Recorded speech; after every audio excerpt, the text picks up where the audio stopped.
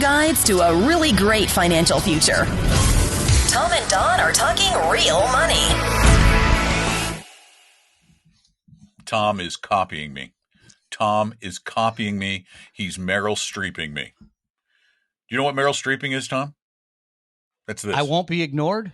No, that's this. Oh, okay. There was an article about how Meryl Streep... There's a boiling rabbit or something, I think, somewhere in there, right? No. There was an article about how Meryl Streep, when she acts, does the dramatic glasses move. Get pulled off? Glasses move.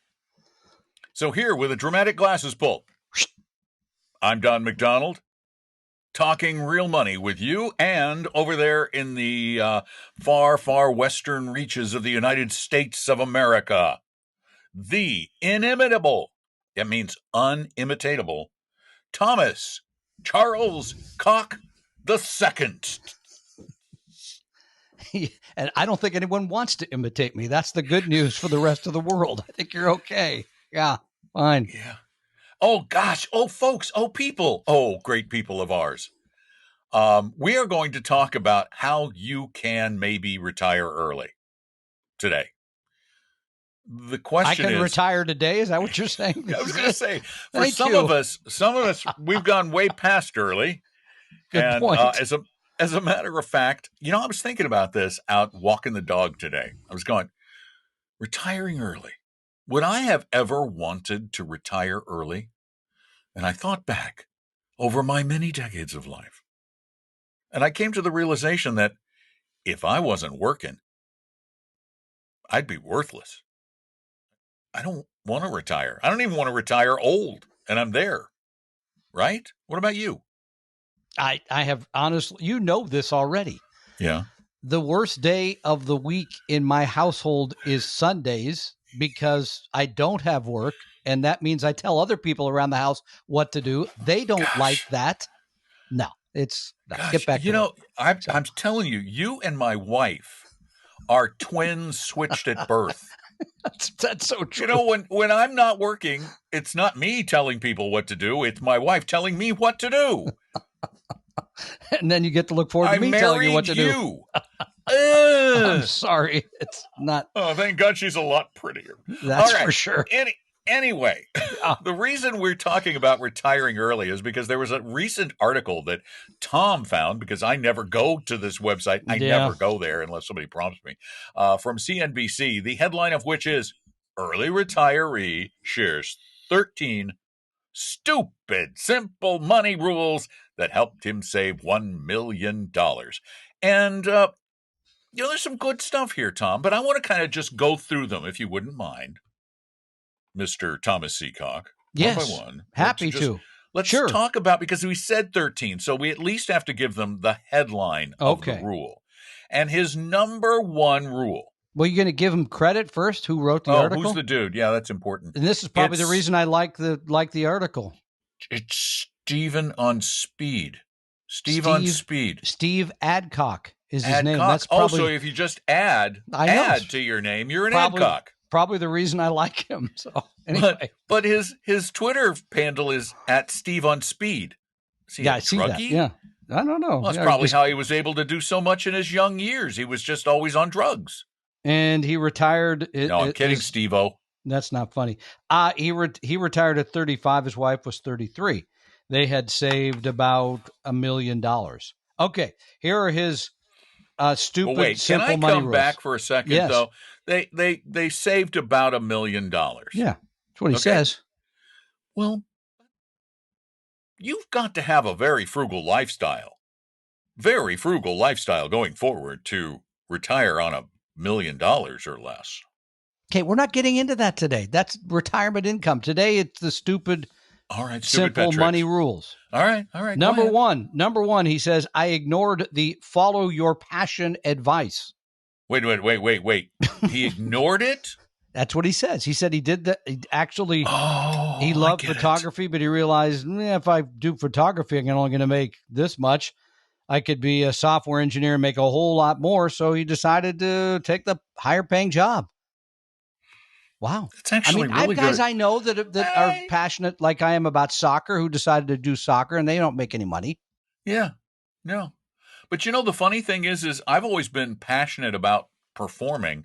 And so I found a way to make decent money and perform thanks to the wonderful world of broadcast and podcast. So that's true. You can have both. It's just not normal. And as a It's matter harder. of fact, if I was following my true passion, which was my brother's passion, which was performing on stage or in film or television, unless you get really famous, I mean, there were times when my brother was, he was living on fumes. Yeah, I mean, you year. either have money or you don't. It's tough. I concur. Number two, so I like that one. I like number one. Not a huge fan. I'm big fan of number two. I learned from millionaires. What did he learn from millionaires? Here's what he learned. Okay, first of all, he knew someone who a few years older drove a 6-year-old Honda Accord. I love that because I drive a almost 10-year-old Honda Pilot. I think that's smart. He had a cheap Casio watch. Of course, I don't even wear a watch, and did not wear designer clothes. Goes without saying, I don't wear designer clothes. Oh, excuse me. Got you beat. That's true. In that area, you pretty much taken over. He was also the first person to the office. I kind of like that one. Never got wrapped up in office politics. Loved that one. And volunteered for more responsibility. So he made the money by investing and controlling his spending. Hey, that's pretty good. He repeats that volunteered for more responsibility theme later in the piece. So he's recycling one of the rules. So number two, it becomes recycled later on. But I do like it. I mean, there's stuff there that's very valuable. But, when you read the first sentence, the title, I learned from millionaires, you think like I learned from millionaires to trade or buy businesses. Or it was he learned from mass affluent. Millionaires next door. Not the millionaires next door kind of thing. Not the super ultra rich who not do the Mark have yachts. Cuban, you got to do this, blah, blah, blah. No, I agree. Yeah. Okay. Number three, which would have been a problem in my life.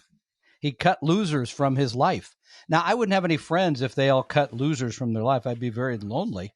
He says he upgraded his life by upgrading his friends. I don't really like that. It's kind of it's a weird money rule. I mean, really. Here's what I did the whole darn time. I just didn't have any.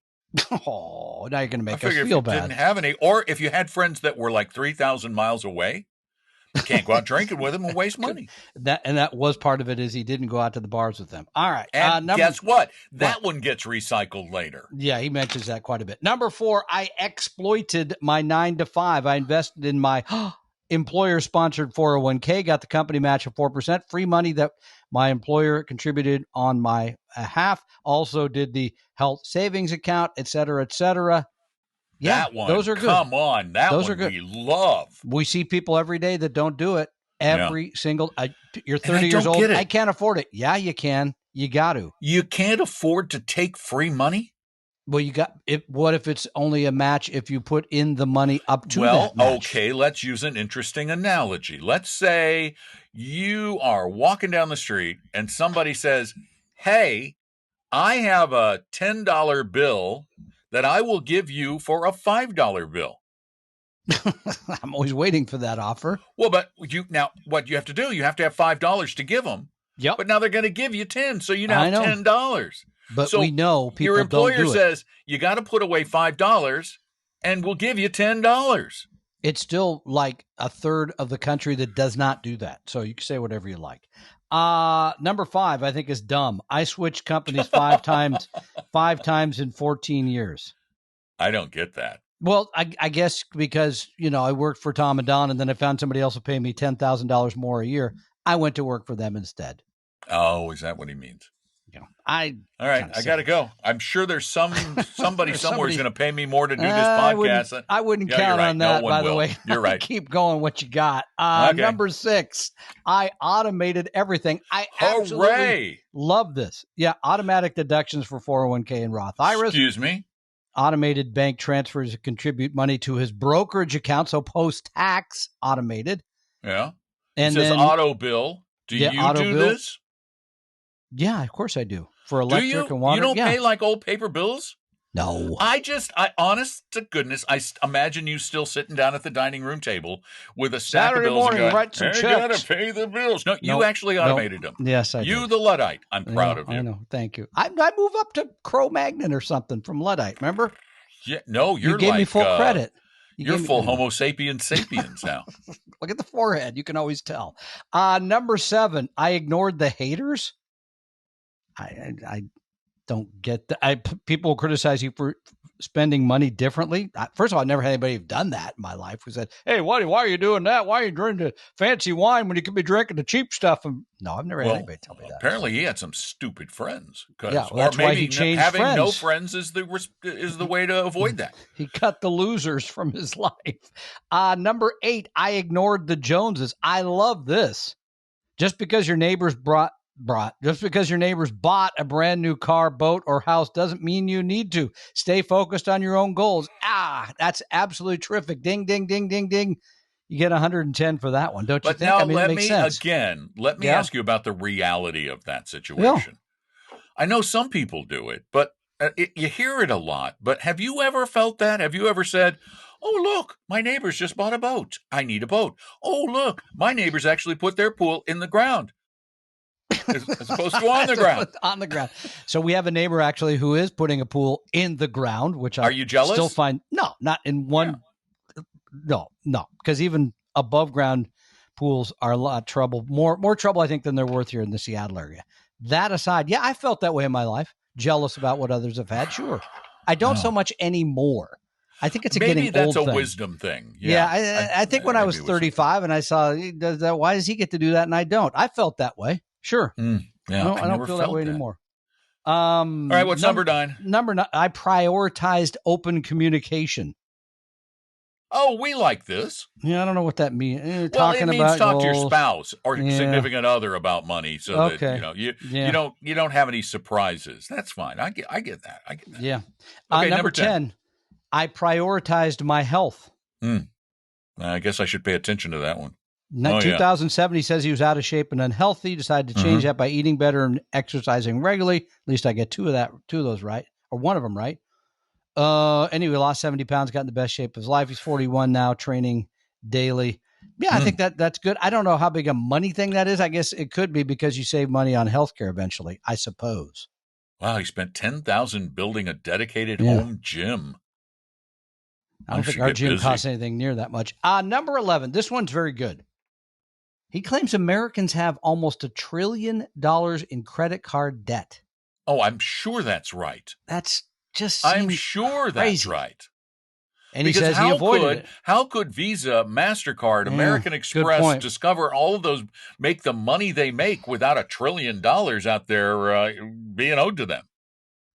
You're right. But it feels crazy. He says he never paid a single dollar in credit card interest, and he owes much of that to his dad. That's great. That's a big one, actually. Staying out of bad debt. I do still think that if you have a mortgage or a home line of credit that's under or around 5%, that's okay.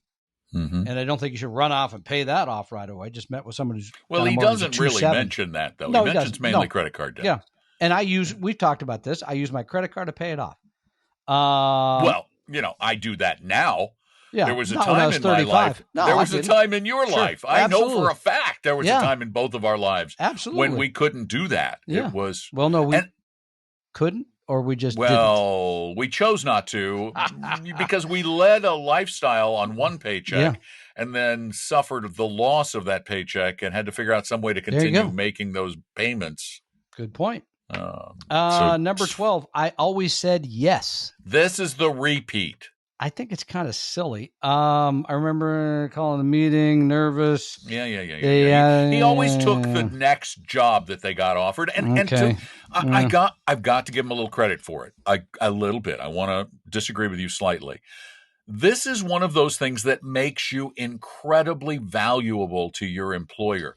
And this is something that's probably a good thing to do if you're at all worried about recessions, is you endear yourself to your employer. You're the person who says, sure, I'll take that I'll take that extra job on if there's a little extra money attached, even if it's not what you want.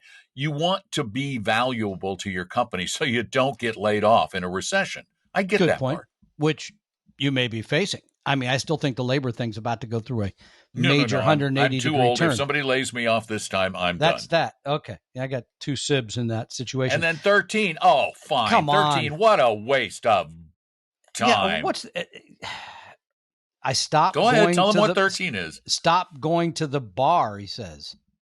Used to go out drinking with his pals. As you said, he quit doing that. And that saved him a lot of money. Yeah, I guess so. Don't hang out with drunk friends. But that's the moral that's of kind the of story. a 30s. How many people in our age group are really going out with their pals getting all boozed up? Not very many. I haven't done that in so long. No, that's not entirely remember. True because we had a couple of pops before the soccer game. Yeah, but not as a regular thing. No, it was a special occasion. Yeah, we went to the bar. That's true. I've gone to bars once in a while, but not regularly. But not the other thing Friday that bothers afternoon. me about this is that it almost goes to that adage about somehow depriving yourself is going to make you wealthier. Not having that Starbucks latte when you want it. There's this other thing about living. I mean, nice to retire early, but isn't it nice to just live? Do you really need to spend $4, $5, whatever it is today on a cup of coffee? I don't think so. I'm against you on that one. I do, though, sometimes. There are times when I like going. At times. There are people I'm not talking about every day. There's people that do it every day. No, they live right here in this household. Well, I have a Nespresso machine. Yeah, she does too. But I think there's still a lot of trips to the place because it's 3 blocks away and it's easier. Than the Nespresso machine? I believe so. Yeah. Wait, do you have the Nespresso machine with the milk container? Yeah. That snaps into the front? Oh, God, yes. I have the fanciest, What could this has nothing to do with me. easier than that? I don't know, my friend. I don't know. You put the milk thing in. You put the coffee pot in. This is not that kind of YouTube video. Punch the button. Yeah. All right. Let me go to the 3 that I favor. Number 1, automate. Wow, that one surprises me. Okay. I mean, it's more on the saving side than this because we know that if you just have the money taken out of whatever and go into savings, go into investing, all those things, the account all those things that are done automatically, you end up with more. Number 2, I still think exploiting the simple. I put this into the getting the 4% match, right? The easy 9 to 5 kind of things. You don't need to hit the hot stock. You don't need to speculate in some way that makes you a lot of money. And number 3, I do think this is big. I know you kind of poo-pooed it for you and I. Maybe we're too old to know them anymore, but ignoring the Joneses. Because they ignore us. So I mean, I think that's bigger than you believe, because I think people look and say, I want to live like that person. So how do I do that? I get a $30,000 credit line and go to it. Okay. And they spend it. I think that happens. Right. I'm going to give you that one. I'm giving you that one. Anyway, those are, I think there's some great takeaways. I agree with you that at the beginning, and this is something you've said previously, so have I. We like our work. I have no intention of just sort of hanging it up because the dog came barking and said, time to go out. I'm not going to do it. Somebody must be at the door downstairs because that's the only time she goes insane. That dog is really going at it there. I got to tell you. So anyway, I think it's a good piece. Well worth reading. I wouldn't take all the advice, but there's some things there that are worthwhile. Well, but here's what I am, because I've hated it all along. Just this concept of retiring early. Because it sounds like you're giving up your job to sit around and do nothing at all. Just sit there. You're going to die if you just sit there. You're going to wither away. You need to have that passion. And 90% of the time, I would probably even say, no, I'm going to take that back. I'm going to go down to 80 because of all the golfers. About 80% of the time, your passion, although it may not make you the money you made while you were acquiring your retire early money, your passion will probably make you some money in retirement. So maybe it's not really retiring earlier. It's just giving yourself the ability to afford to do something different. I think that's a better way to put it, because retiring early sounds like you're just giving it up and kind of settling in until you die. 2 words for you if you're going to do that: HBO Max. Was that really 2 words? Okay. Let's see. World Cup. One word. Netflix. Premier League, because it's coming back in a week. Sit around and watch. There's a lot of Premier League games. You could watch a lot of games every week if you wanted. Mine is I'm sneaking into voice acting and stuff. I'm really getting a lot. By the way, I got a spot read for Barcelona. The soccer club? The soccer club. Wow. What's it called? FC Barcelona? FC Barcelona. Yes, yeah, I actually okay. got an audition for that. Go like that No, kind it of thing? wasn't that. Okay. It wasn't that. Some new business venture or something. I don't know. Congratulations. Anyway, is there anything else you would like to add to our conversation Well, about I will again add, this? and this has been fun for me. I know I kind of complained about it a couple of times, but I've been loving the conversation I've had with many of you. And yes, I think I have 2 more scheduled for this Saturday. I'm still taking Saturday conversations. I know we talked about it and I kind of complained, but I like to. So if you need kind of complained, you complained a lot. Okay, so I kind of complained a lot. And so if you need help, then go get a meeting with us and you could talk to, you can't, but if you could, the people that I've talked to will tell you. I thought I was the only one who was stumbling over words. I know. I do this for a living. Did I mention that? So, I mean, the thing is, we do this with I help. Okay, let me give you an example. I just helped someone who lives in the upper Midwest. He's never going to be a client. He's like 35 years old. He gave me his 401k. He gave me his wife's 401k, a couple other little problems to solve. I built the portfolios for him. I said, do this, do this, do this. And he went on his way.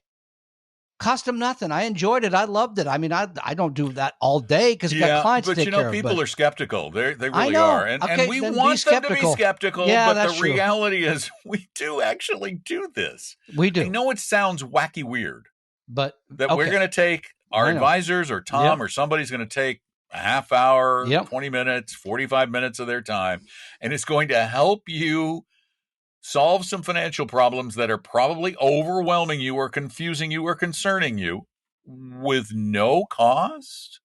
I know that sounds kind of wacky, but if you want to be a client, you can be a client. Of course, if you feel really bad and you think you need to pay us to give you the advice, I see. Please sign up. I didn't mean it like that. Some people go through it and say, you know what? I'd rather have you handle it. Okay. Well, that happens. Can you blame them? No. Can you blame them? Really, when you look at the state of the financial services industry in this country, you would think that everybody in the industry would be sitting around going, wait, maybe I'll try honesty. Maybe I'll get more clients. It might be slower. I might not get as rich quickly, but maybe I'll make decent money if I tell the truth. Here's the reason that they don't. It takes longer to do it takes longer to make a living doing the right thing. Oh, yeah. No, we know we started Vestory. When we started Vestory in 2009, we could have done what a lot of these guys do and start selling indexed annuities right out of the gate. And we would have, right out of the gate, probably made, within a year or two, made more money than we make now. Yep. True. 13 years later. Ouch. 13 years?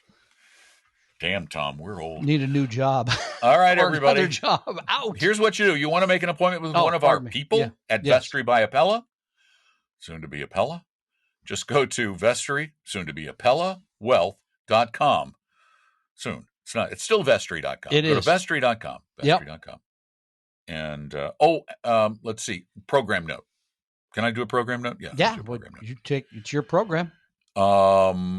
The radio show this weekend, which becomes the podcast next week, Monday, Tuesday, will be hosted by Mr. Thomas Charles Koch the 30th or something. No, it's exciting. I've got a great expert talking about Social Security, which is always a hot topic. So it is.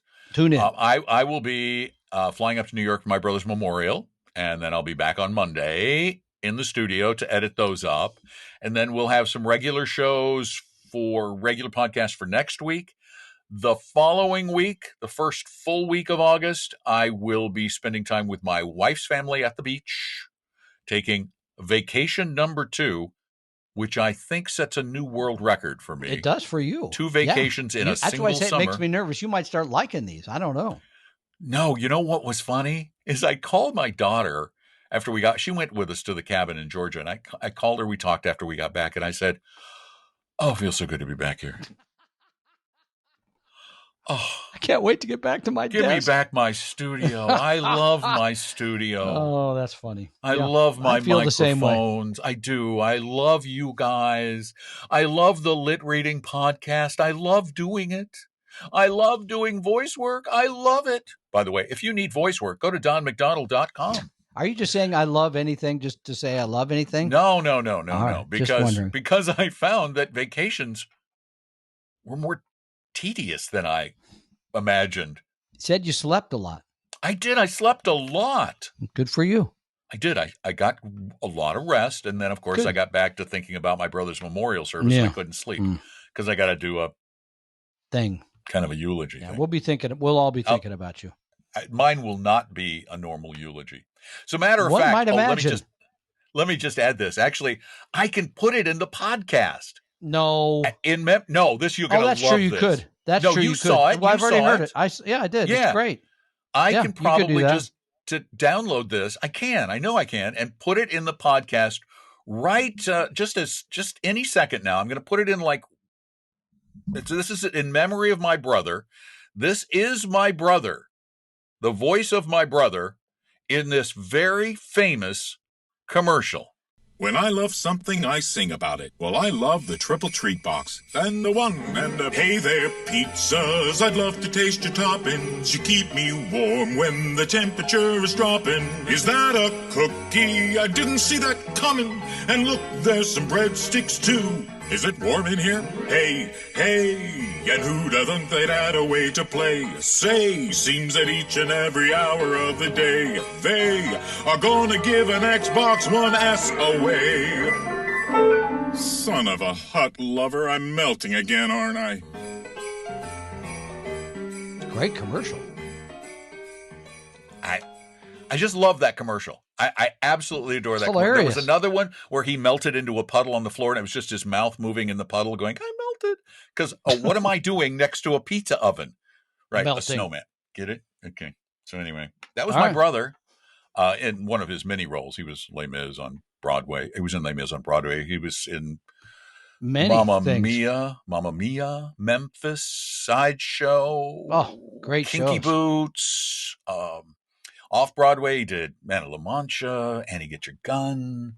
You know, this guy was a tremendous actor. Look him up online, David McDonald. He was very, very good. Thank you all for being a part of our podcast/videocast. And we're going to go away now because we got to do some more thinking about so that we can talk about real money. We hope you realize that the information provided on Talking Real Money is for informational, educational, and hopefully enjoyable purposes only. Providing personalized financial planning or investing advice takes time, so please consult with a really good fee-only fiduciary investment, tax, or legal advisor. We know a good one. Investing must always involve risk. In other words, you can and probably will lose money at times. Also, as much as you want it, no one can accurately and consistently predict the future, so past performance doesn't tell you a darn thing about what the future will bring. Unlike many other programs that say something similar, Talking Real Money is not trying to get you to buy or sell any financial products or securities. Instead, the program is provided as a public service by Appella Capital, a fee-only registered investment advisor. Thanks for listening, and please visit TalkingRealMoney.com for more information and disclosures. Are we done now?